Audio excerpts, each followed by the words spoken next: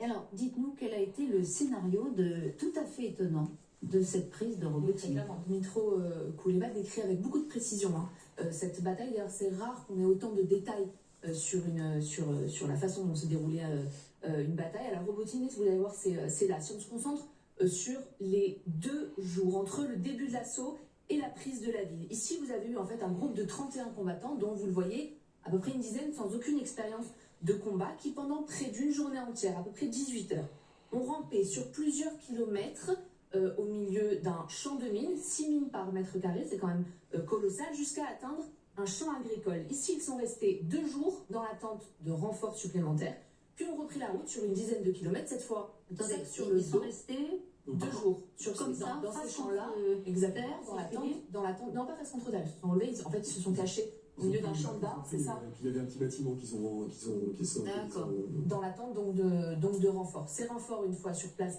les hommes ont repris leur route, cette fois sac sur le dos, à peu près 35 à 40 kilos quand même de charge, et une nouvelle fois ils ont traversé donc des champs de mines jusqu'à atteindre les fortifications russes, puis ils ont résisté jusqu'à l'attente de renforts supplémentaires. Au total, cette bataille dont nous on vous a parlé lundi, mais qui en fait a duré en tout une quarantaine de jours, ce groupe-là voilà, exactement, merci beaucoup.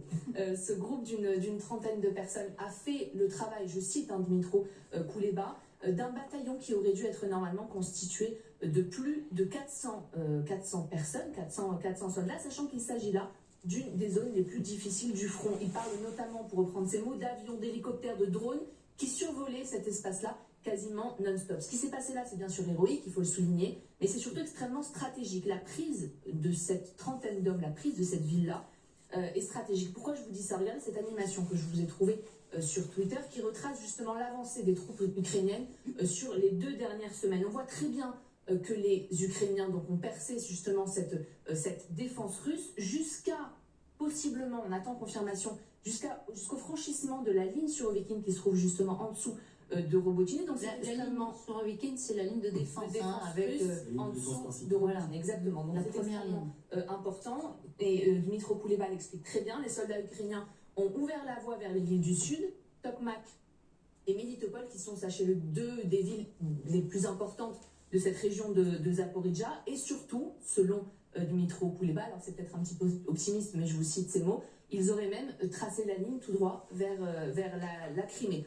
Pour reprendre les mots du ministre, et je termine sur ça, il conclut en disant qu'il ne s'agit pas de supériorité numérique, mais de motivation, d'intelligence et de capacité à agir en équipe. Ça, merci beaucoup, mais on va